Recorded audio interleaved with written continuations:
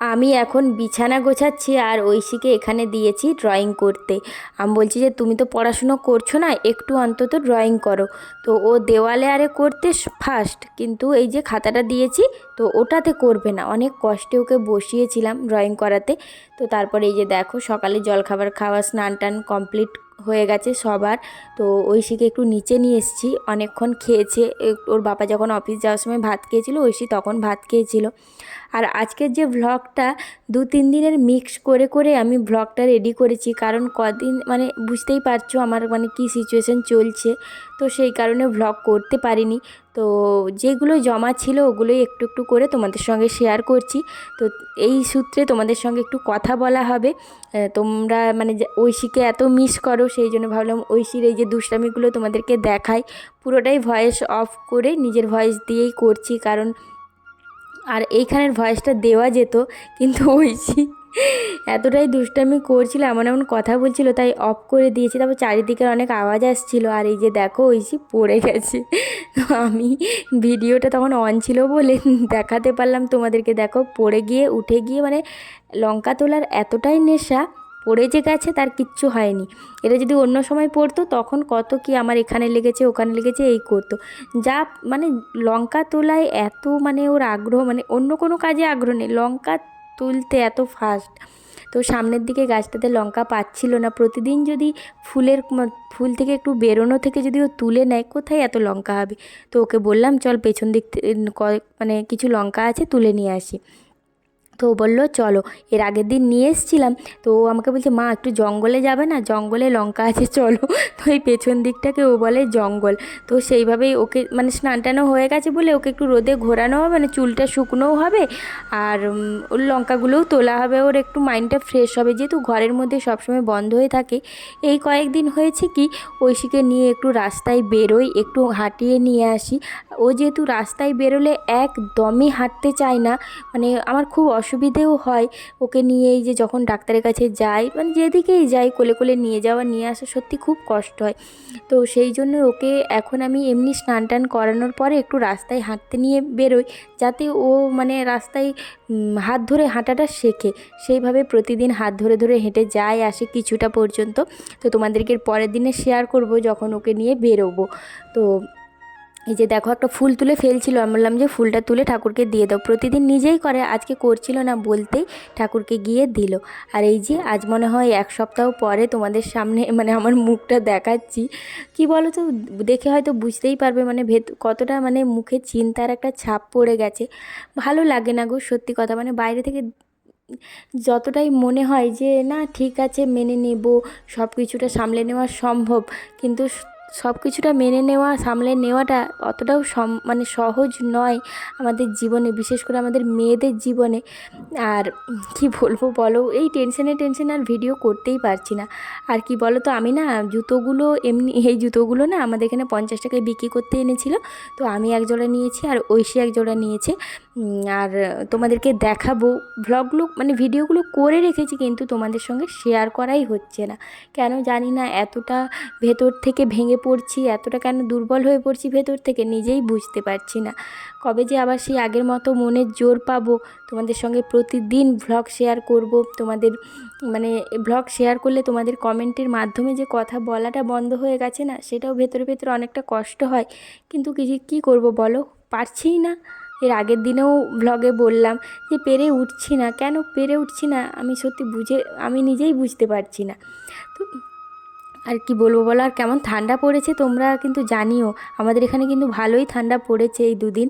আর এইদিকে দেখো ঐশী খেলছে আর কাদা ঘাটছে। আমি যে তুই যদি কাদা ঘাটিস তো আমি ওপরে চলে যাবো আর তোর সঙ্গে আর খেলবো না। তো এই যে দেখো ওর কড়াই টড়াই সব ব্লু কালার হয়ে আছে না, ওপরে খেলছিল। তো উজালার কৌটোটা অনেক দিন ধরেই খুঁজে পাচ্ছিলাম না, তো আজকে পেয়েছি। তো ঐশী ওর জন্য আজকে ওটস খিচুড়ি বানিয়েছিলাম।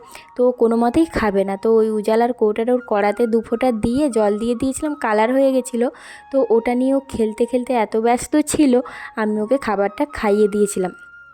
তো তোমাদেরকে বললাম না যে 2-3 দিনের ভ্লগ অ্যাড করে করে করেছি, এটা নেক্সট দিনের মানে সকালে খেলতে আসার ভ্লগটা শেয়ার করেছি, তাই বললাম ওটস খাওয়ানোর কথাটা। তো এই দিকে দেখো নিচ থেকে আসার পরে ঐশী আমাকে বলছে, মাম্মি আমার না আমার কিছু খেতে ইচ্ছে করছে।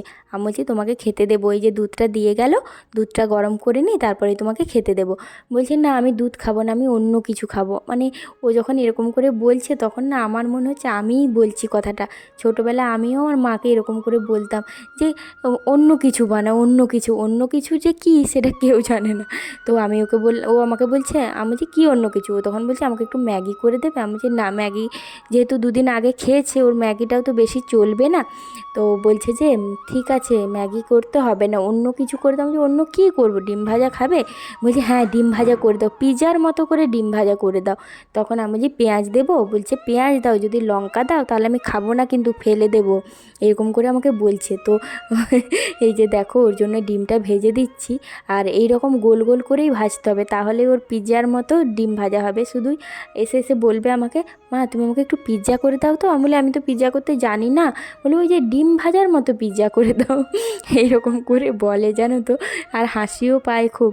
তো ওকে আমি বলি যে হ্যাঁ, যখন কোনো কিছু বায়না করে তো আমি ওকে তখন বলি যে আমি না পিৎজা বানাতে শিখে গেছি, তোমাকে আজকে পিৎজা বানিয়ে দেবো। তখন ও খুব খুশি হয়ে যায়।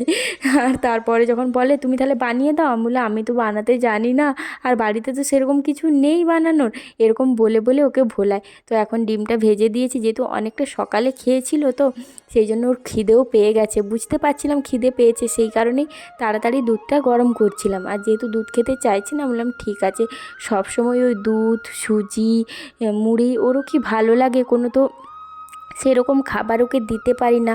আর কতটা খুশি দেখো, মানে সত্যি ভালো লাগে যখন, মানে ও যখন এতটা খুশি হয়ে যায় না ওর কোনো পছন্দ মতো খাবার দেখলে, তখন মনটা একটু কষ্টও অনেকটা হয় যে ও যেগুলো চায় সেগুলো তো মানে পারলেও দিতে পারি না। সেটাই মানে ওকে কিনে দেওয়ার ক্ষমতা থাকলেও কিনে দিতে পারি না, খাওয়াতে পারি না, সেটাই সবথেকে বেশি কষ্ট লাগে।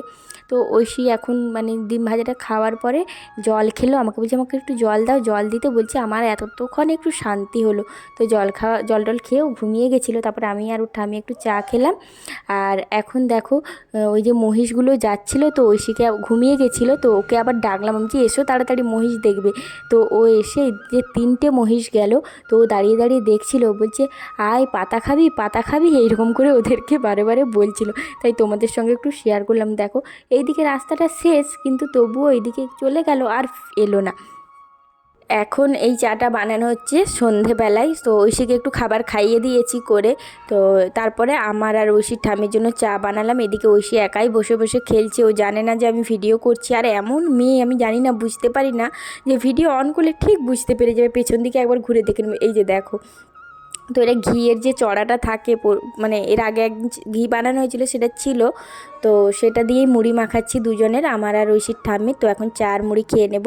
তারপরে দেখো এখানে পেঁয়াজ ক্যাপসিকাম টমেটো রসুন সব কেটে রেখেছি। চিকেনটা একটু কষা কষা করব আর রুটি। তো চিকেন যে এনেছিল সেই চিকেন থেকে কিছুটা ব্রেস্ট পিস তুলে রেখেছিলাম, যেহেতু ঐশীও এই পিসগুলোই খায়, তো এখান থেকে ঐশীর জন্য 2 টুকরো নিয়ে ঐশীর জন্য আলাদা করে ঝোল করে দেব। ওকে একটু তাড়াতাড়ি ভাত খাইয়ে দেবো, আজকে দুপুরে ঘুমিয়ে যেতে পারে সেই কারণে। আর আমাদেরটা একটু কষা কষা টাইপের করব, ঝাল ঝাল করে, নাহলে ঐশী ওটা খেতে পারবে না। তো এইভাবে আর ঐশী এখানে চলে আসছে, দেখতেই পাচ্ছ। মানে আমি রান্নাঘরে থাকা মানে ওকে তো থাকতেই হবে। তো ঐশীর ভাত আর চিকেনটা রান্না করার পরে আমাদের চিকেনটা করব। আর চলো দেখাই তোমাদেরকে চিকেনটা কেমন হয়েছে। এই যে দেখো চিকেনটা কষা কষা করে করছি, আর ঐশীর খাওয়া দাওয়া হয়ে ঐশী ঘুমিয়েও গেছে। তো চলো, ভিডিওটা যদি ভালো লেগে থাকে লাইক কমেন্ট করো, শেয়ার করো, আর ঐশীর পাশে থেকো এইভাবেই। তো চেষ্টা করছি ভিডিও রোজ দেওয়ার, কিন্তু কেন জানি না পেরে উঠছি না। তো চেষ্টা করব রোজ ব্লগ দেওয়ার আগের মতো। তোমরা এইভাবে পাশে থেকো, ভালোবাসা দিও। আর কি বলবো বলো, তোমাদের ভালোবাসায় সত্যি আমরা অনেক অনেক হ্যাপি। তো চলো আজকের মতো টাটা।